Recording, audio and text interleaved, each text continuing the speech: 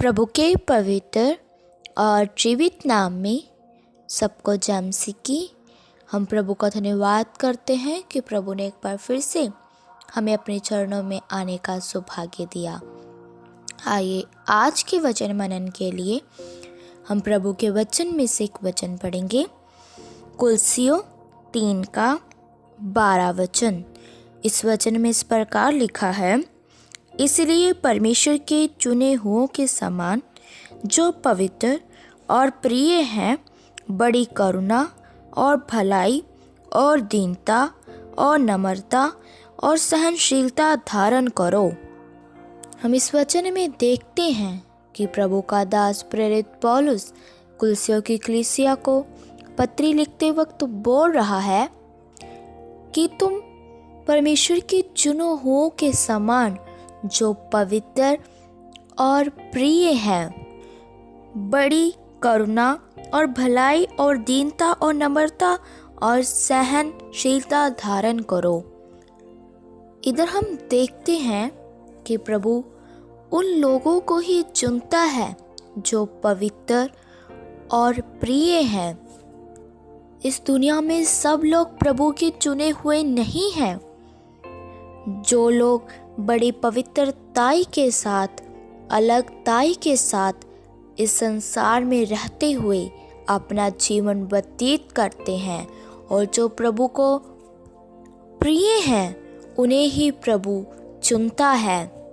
और प्रभु के चुने हुए लोग ही, जिन्हें परमेश्वर ने स्वयं चुना है, इस संसार में रहते हुए अपने जीवन में करुणा, भलाई, दीनता, नम्रता और सहनशीलता को धारण करते हैं। जिनके जीवन में ये गुण नहीं पाए जाते, उन्हें परमेश्वर ने नहीं चुना। इसीलिए हमने अपने जीवन को जांचना है, क्या हमारे अंदर ये सब गुण पाए जाते हैं? क्या हमारे अंदर दूसरों के प्रति करुणा या भलाई या दीनता या नम्रता है? क्या हम सब बातों में सहनशीलता को धारण करते हैं? अगर हम ये सब बातें अपने जीवन में पूरा नहीं करते, तो हमें ये समझ लेना चाहिए कि हमें परमेश्वर ने नहीं चुना। ये परमेश्वर अपने दास के द्वारा हमें ये आज्ञा दे रहा है। इस वचन में प्रभु हमें ये बोल रहा है कि तुम प्रभु के चुने हुओं के समान बड़ी करुणा, भलाई, दीनता और नम्रता के साथ सहनशीलता को धारण करना है। इसीलिए हमारे अंदर ये सब गुण होने बहुत ही ज़रूरी है। हमने इस संसार में रहते हुए दूसरों पर भलाई करनी है।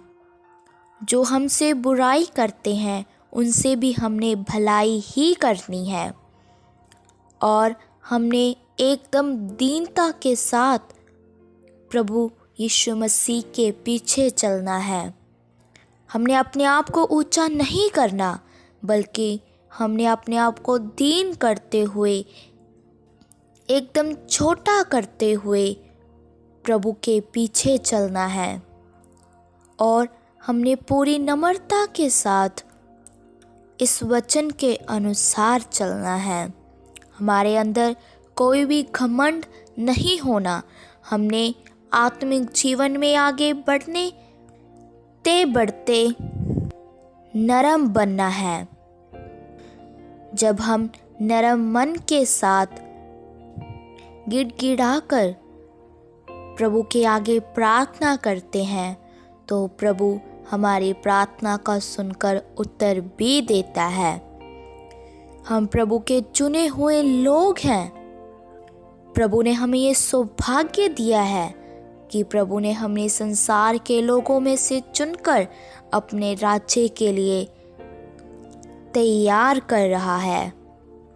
इसीलिए हमारे जीवन में कोई भी ऐसा पाप, कोई भी ऐसी गलती ना हो जिसके कारण परमेश्वर के आत्मा को हमसे दुखी होना पड़े, हमारे जीवन से, हमारे चाल चलन से प्रभु के आत्मा ने दुखी नहीं होना, बल्कि संसार में रहते हुए जब हम आत्मिक जीवन व्यतीत करेंगे, बिल्कुल नरमाई के साथ, भलाई के साथ, दीनता के साथ और सहनशीलता के साथ इस संसार में जीवन व्यतीत करेंगे, तो प्रभु का आत्मा हम पर खुश होकर हमें बहुतायत से आशीष भी देगा।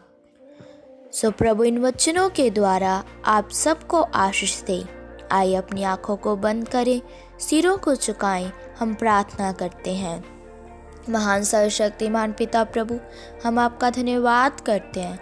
आपने सुबह के समय में हमें अपने चरणों में आने का सौभाग्य दिया। प्रभु, बहुत सारे लोग आज के दिन को देख न सके, इस संसार को छोड़कर चले गए, लेकिन प्रभु अपने आराधना के लिए, अपनी प्रार्थना के लिए हमें जीवित रखा। हम आपका धन्यवाद करते हैं। प्रभु, आज के शुभ संदेश के लिए आपने एक सुंदर वचन हमें खोल कर दिया।